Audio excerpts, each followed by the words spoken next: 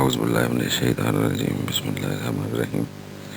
Dear students, Assalamu alaikum. Welcome to our explanation of the text of the Song of Myself by Walt Whitman.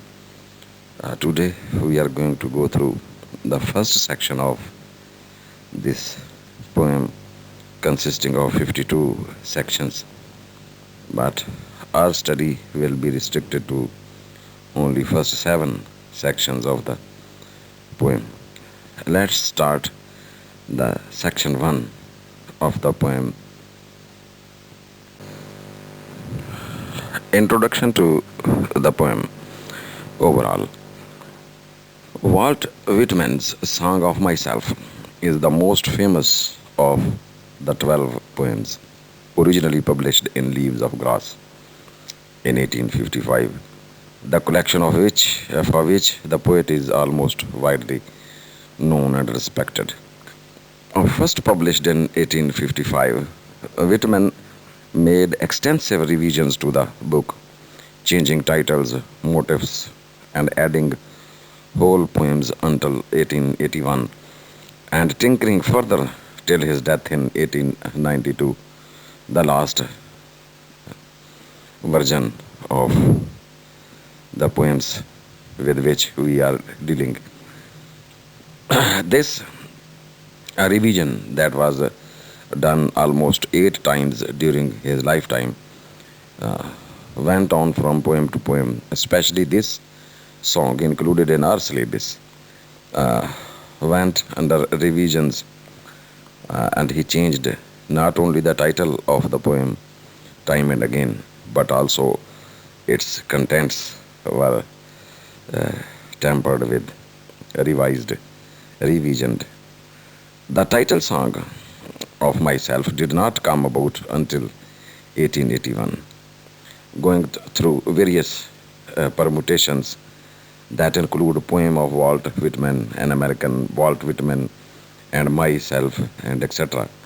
Its changing title hints at the shifts found within the sprawling epic.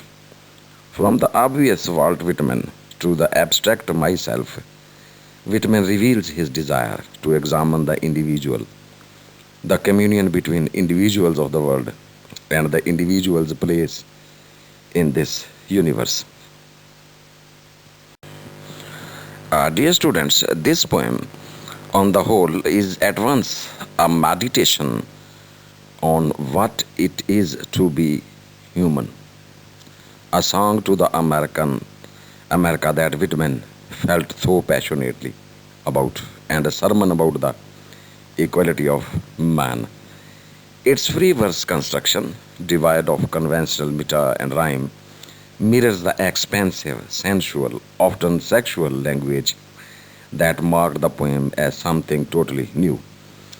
An early criticism of Leaves of Grass in the September 15, 1855 edition of the Brooklyn Daily Eagle, in which he was practically engaged as a writer and printer, explains, "Here we have a book which fairly staggers us. It sets all the ordinary rules of criticism at defiance. It is one of the strangest compounds of transcendentalism, bombast, philosophy, folly, wisdom, wit, and dullness, which it ever catered into the heart of man to conceive. It is a poem, but it conforms to none of the rules by which poetry has ever been judged." This type of criticism, right in the early days of its publication as a poem in a very renowned daily like Brooklyn Daily Eagle, a newspaper magazine at that time, which was very popular as a newspaper, and in which Whitman himself was an employee. Dear students, it was a time when pride in the newly formed country's success was widespread throughout America.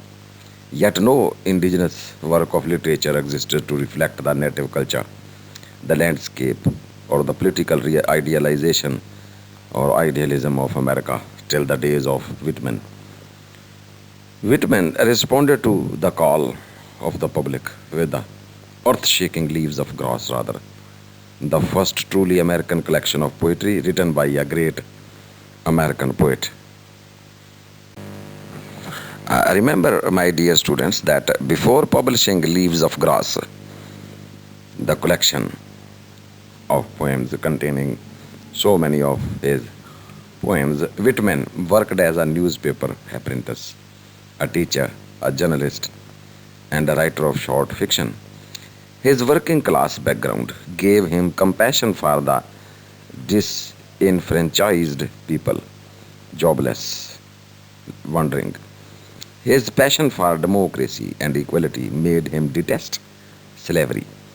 His frustration with the political climate prevalent in the country leading up to the Civil War inspired him with poetic fervor. It is interesting then that these elements come together in an utterly indefinable work of poetic genius in shape of Leaves of Grass.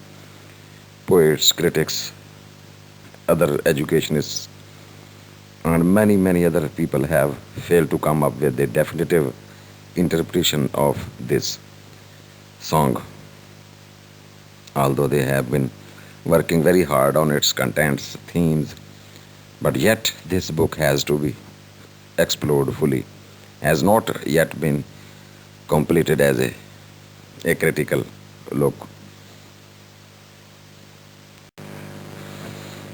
In spite of the efforts of critics, readers, learners, explorers, researchers, this book is yet to be explored, yet has got many mysteries and layers of meanings hidden.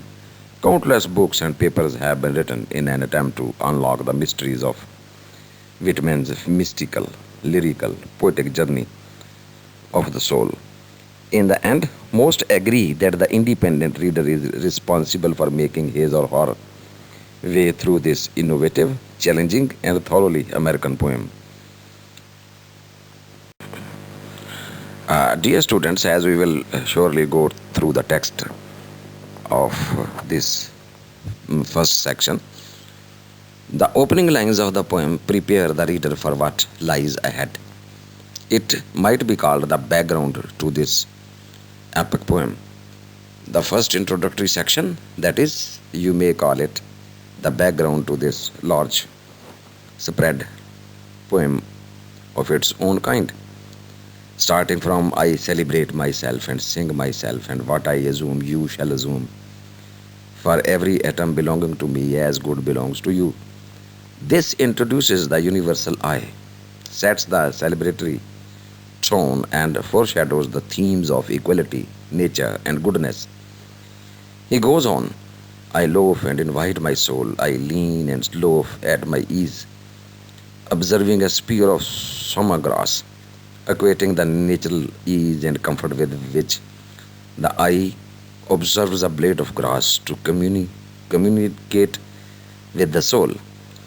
Though the universal I is invoked, Whitman appears as himself in the third stanza, formed from this soil, a son of the soil this year, born here of parents, born here from parents the same. I now 37 years old, in perfect health begin.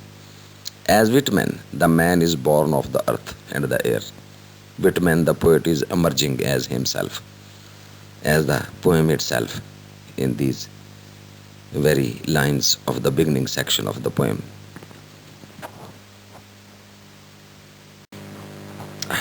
Dear students, the text of this large poem starts from here. As you have already been provided with an Urdu explanation of the poem, please go through the Urdu explanation. We will take help from Urdu surely during our reading of this text. The first section of the poem, please. I celebrate myself and sing myself, and what I assume you shall assume. For every atom belonging to me as good belongs to you. अजीज़ तलबा व तालिबात, पहली section की पहला stanza कह लें, अगर ये free verse है तो यहाँ स्टैंजाज की लेंथ का लिहाज नहीं रखा गया है, राइम स्कीम रिदम का कोई लिहाज नहीं है. It is free verse, therefore it overlooks every kind of limitation of poetry. However, the flow of ideas, the flow of vision is there. I celebrate myself and sing myself. Lines are very clear. The poet celebrates himself. This is what makes the very first line very exuberant, very enthusiastic. Sing myself. This it is said that this sing myself portion or phrase has been added later on. बेटे ये जो है ना, ये पहले नज़म में जो पहला एडिशन था उसमें सिर्फ यहाँ तक था आई सेलिब्रेट माई सेल्फ. ये एंड सिंग माई सेल्फ जो है ना, ये लेटर जो आखिरी एडिशन था 92 वाला, ये उसमें इजाफा नज़र आता है. पहला जो एडिशन है ना 1855 वाला, उसमें ये अगला हिस्सा शामिल नहीं है. शायर जो है वो पहली ही लाइन में ये एक्सुबरेंटली जो है वो एक्सप्रेस करता है कि मैं बजाय के किसी त्यौहार को सेलिब्रेट करूं, किसी और की सेलिब्रेशन मैं मनाऊं, मैं क्यों ना अपनी ज़ात को जो है वो सेलिब्रेट करूं, और बजाय इसके कि मैं दूसरों के लिखे हुए दूसरों के गीत गाऊं. Is he talking about the religious songs sung at certain celebrations? Surely there is a hint. He wishes to get out of the boundaries of tradition, free himself from the limitations, the restrictions of society. Celebrating myself provides him a freedom of himself, freedom of thought, freedom of movement. And singing is, as you know very well, is always related to our inner feelings of joy. The poet is joyful, playful. He is celebrating himself. Celebrations are held when we are very happy or in a happy mood, or we get happiness at certain occasion. It may be an Eid for us on the whole, or a happy occasion in life that comes again and again and again in human life. But here the poet celebrates himself, not any type of traditional religious or social celebration. ये कोई बेटे ये कोई समाजी तकरीब जैसे हम मुनक्किद कर लेते हैं, कोई सेलिब्रेशन या कोई मजहबी तकरीब होती है और उसमें सेलिब्रेशन भी होती है, सिंगिंग भी होती है, डांसिंग भी होती है. लेकिन शायर जो है वो कह रहा है कि नहीं, मैं किसी तरह की इस तरह की किसी जो इस तरह की तकरीबात होती हैं जो एनुअली हों या किसी ख़ास मौका पर हों, उनमें ज़ाहिर है कुछ समाजी इक़दार का लिहाज रखा जाता है, कुछ बाउंड्रीज़ होती हैं. But the poet wishes to get out of these boundaries of limitations of any kind. तो वो अपनी ज़ात को जो है वो सेलिब्रेट कर रहा है, अपने आप से मुखातब है, अपनी दुनिया को एक्सप्लोर करना चाहता है, अपनी ज़ात को. And what I assume you shall assume. But no he in the second line of the poem he introduces the other character. In the first line, he has introduced us to I, myself. But the second character, you, no, it is a very vast character. According to some critics here, you may be, first, it may be the reader he is talking about. It may be the other American people. But in the larger context, it is the universal you. He is talking about the man in general, the man in universe. And what I assume, you shall assume. तो पूरी दुनिया के इंसानों से मुखातब है कि इसी तरह से मैं जैसे अपने आप की जो है वो इजहार कर रहा हूँ, अपने आप को सेलिब्रेट कर रहा हूँ, तो जो मैं करूँगा वो आप करेंगे. For every atom belonging to me as good belongs to you. क्योंकि जिस मिट्टी से आप बने हैं, जिस खाक से आपको उठाया गया है उसी खाक से मुझे उठाया गया है, atom. You know very well, हमारी जो बेसिक्स हैं, हमारी जो एंटाइटी है बतौर फ्लैश जो है, वो सारे का सारा मेरा भी वही है और आपका भी वही है। It means that we are equal. यहाँ कितने सारे थीम जो हैं वो बेटे पहले ही लाइनों में शायर ने जो हम तक मुतारफ़ करवा दिए हैं कि all human beings are born equal, belonging to the same flesh and blood, and we should assume the same type of significance as equal human beings all through the universe rather, and we should start celebrating ourselves. We should not be bound hand and foot by the traditional celebrations of any kind. This is the main thing in the very first lines of the poem.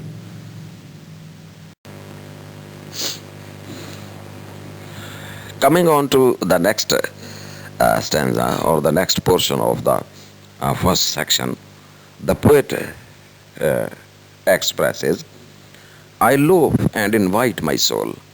I lean and loaf at my ease, observing a spear of summer grass. This this portion of section 1 contains the major theme of the poem, as a hints at the major theme of the poem as well. After discovering, after finding out what he is, rather finding out where his real self is, what his real self is, the poet is now trying to communicate with his soul, and he takes up a very common methodology to communicate with his soul. I loaf and invite my soul.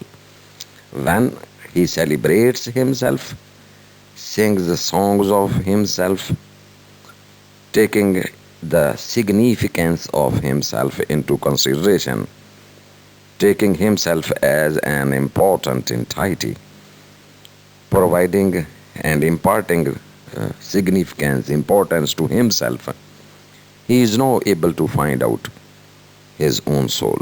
He is now will try to search where his real self is hiding. And this is the theme here. And this thing, summer grass, spear of summer grass. अगर आप बेटे ये grass को देखें ना, तो ये summer grass खास तौर पर जब ये गर्मियों में खुश्क होती है तो इसका जो ग्रास का जो लीव्स होते हैं ना आगे, वो ऐसे नुकीले तीर की तरह से, भाले की तरह से, स्पीयर नुकीले से हो जाते हैं वो सूख कर। तो वो एक चीज़। दूसरे, ये ग्रास चूँकि कॉमन है, देखें, it is a common thing everywhere and it grows wild without any human effort. It is natural product, इंसान भी ऐसे ही नेचुरल प्रोडक्ट है।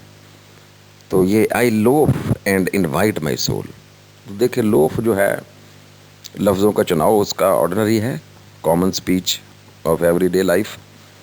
Invite my soul, no he is inviting his real self to come and expose itself to him so that he may be intimate with his soul. I lean and loaf at my ease, observing a spear of summer grass.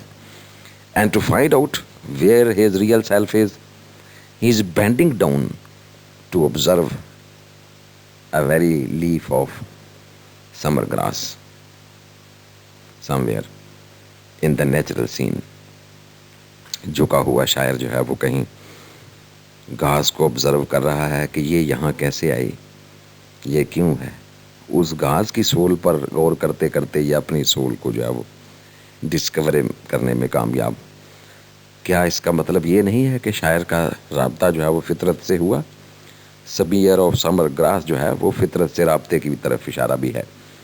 Contact with nature has provided him a chance to search his soul, to find what his real self is.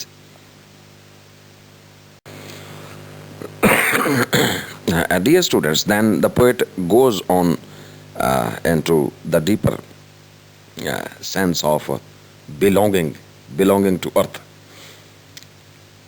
My tongue, every atom of my blood, formed from this soil, this air, born here of parents, born here from parents the same, and their parents the same. I, now 37 years old, in perfect health, begun, hoping to cease not till death. The poet has very exuberantly again dived deep into uh, the soul of himself, bringing out that this flesh of his body is made of the indigenous blood, that is the American blood. He is from the soil, son of the soil. He has breathed this air into his veins. उसकी रगों में यही खून दौड़ रहा है. उसकी ज़ुबान, उसका जिस्म, फ्लैश, सारा कुछ जो है वो इसी सरजमीन का है, अमेरिका का है. उस अपने फिर देखें एंसेस्ट्री की तरफ जाता है कि मेरे एंसेस्टर्स जो थे दे वर आल्सो बॉर्न हेयर. तो ये सारा जो है ये नहीं, गोया अमेरिका जो है it is in my blood. और मैं 37 ईयर्स ओल्ड हूँ. और अब मेरा ये जो सफ़र है सोल सर्चिंग का, वो उसका आगाज़ हो गया है. It is a journey which has now started, began. और मुझे उम्मीद है कि जब तक मौत नहीं आती मुझे फिज़िकली, और फिर आखिर पर वो नतीजा भी निकालेगा कि ये मौत जो है वो ये जिस्मानी मौत बेमानी है. तो वो ये सफ़र जो है वो journey of soul searching, it will continue. Although the poet here comments that he belongs to this earth, his body has been made of the soil of this earth, but he will continue searching his soul till the ultimate goal he achieves, and this is the ultimate destination of reaching the ultimate goal of death. In the final stages of this first section, the poet throws away all restrictions, limitations, boundaries of segregation that have been there in society to segregate people, disintegrate human beings, separate human beings from human beings. Creeds and schools in abeyance, retiring back a while, sufficed at what they are, but never forgotten. Creeds and schools. These two words indicate the differences between human beings, in between, amongst human beings. People have created creeds, he thinks, beliefs, schools of thought, and etc. To differentiate, to make gaps among human beings.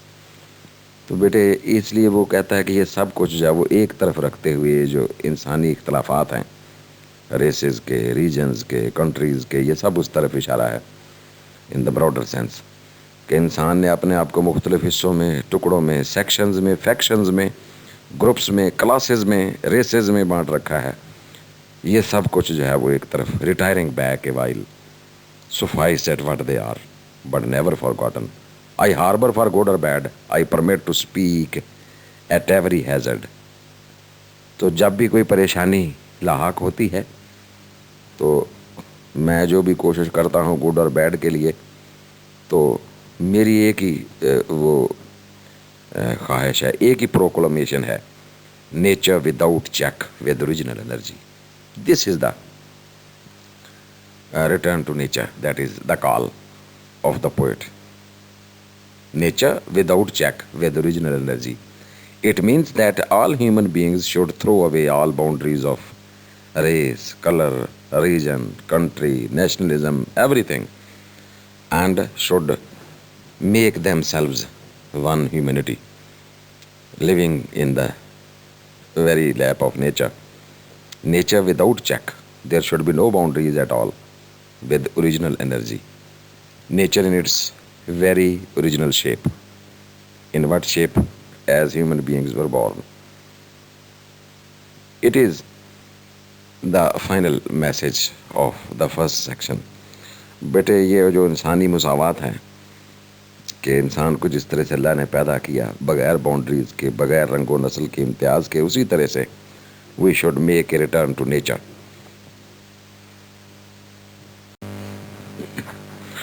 Dear students, before closing our today's discussion on the textual reading of this first section of the poem, it is quite pertinent for us to go through some of the critical hints found in the poem here and there.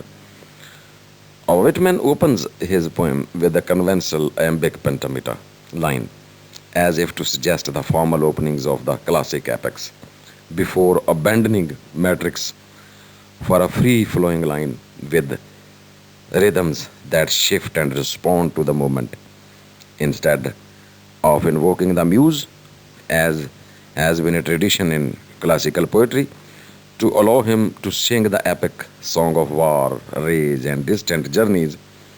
Whitman becomes his own muse, singing himself and announcing that the subject of his epic will be himself.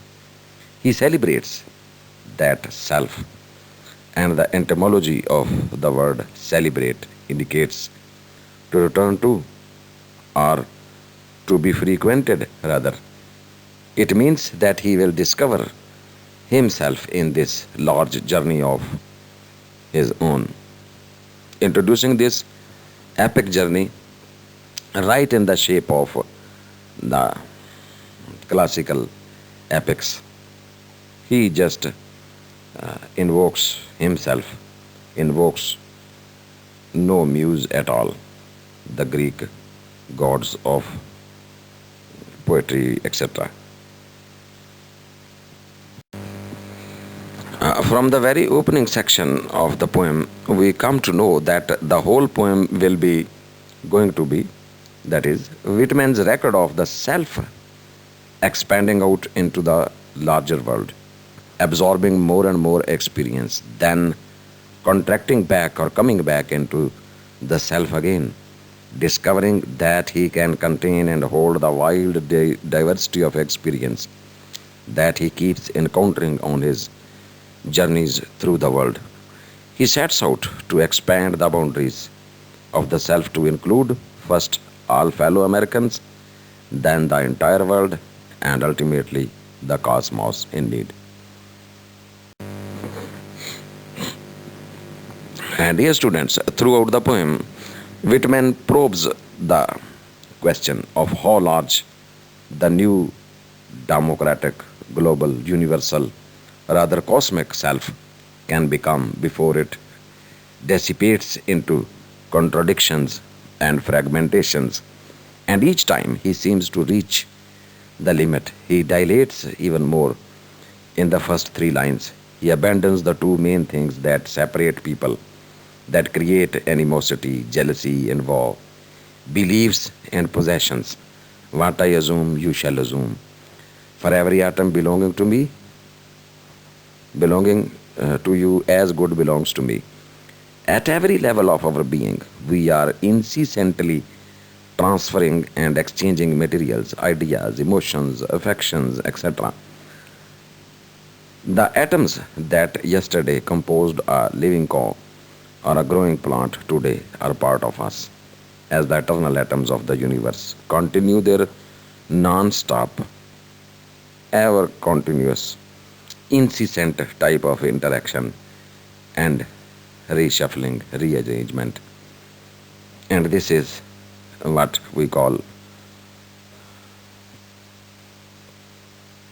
ये कायनात अभी ना तमाम है शायद कि आ रही है सदाए कुन फयाकून.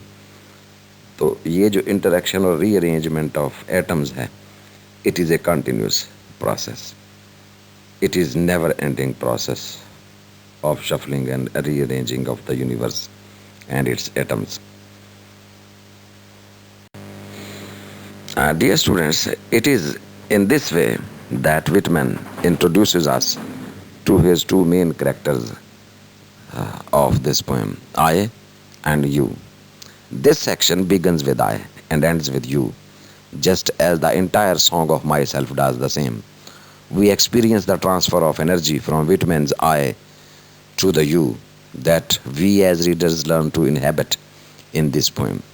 It is possible to hear the you in song as addressed to the entire nation or the entire world, and it is also possible to hear it as intimately addressed only to the individual reader in this particular moment of encounter.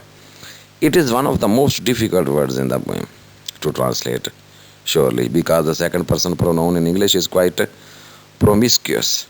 You is the word we use to address our most intimate lover as well as a total stranger, a single person alone with us in a room or a vast crowd.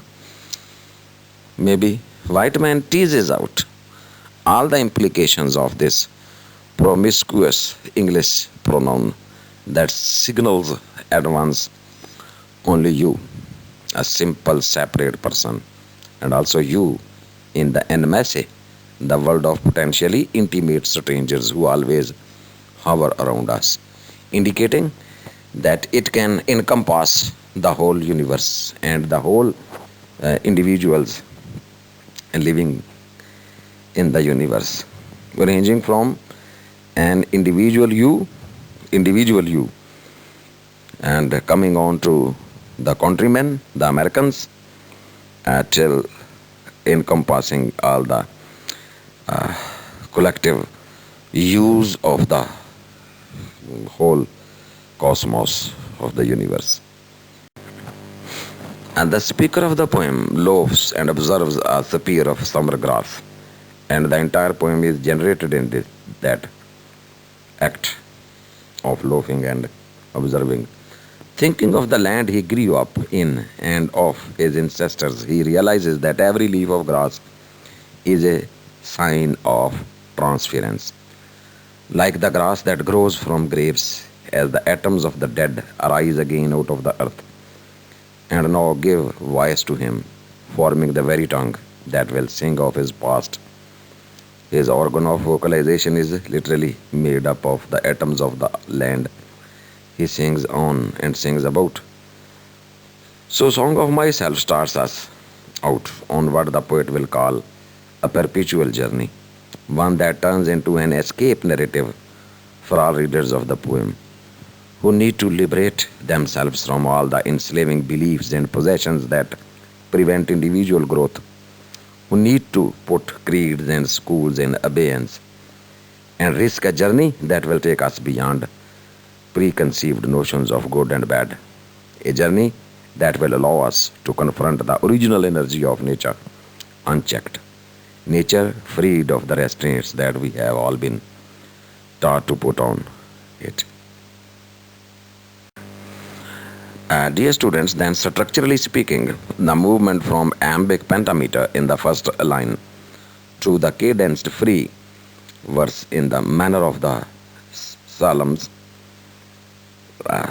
the religious songs included in the Bible, Psalms, that is, signals his departure from traditional English versification. Uh, it means that he has moved from the set patterns of poetry to the biblical language of everyday language, propelling him from the known into the unknown. He is ever traveling towards the future, from a spear of grass to the farthest star and back again. And for this journey, he will need a more versatile music than he could muster in blank verse. The line that he discovered, which could accommodate an extraordinary range of subject, diction, tone, imagery, and ideas. Nature without check, with original energy. This energy fuels his song on the whole. Thank you very much, dear students, for participating in today's session. See you soon, inshallah, in our next session. Till then, it is Allah Hafiz and goodbye. Thank you very much again.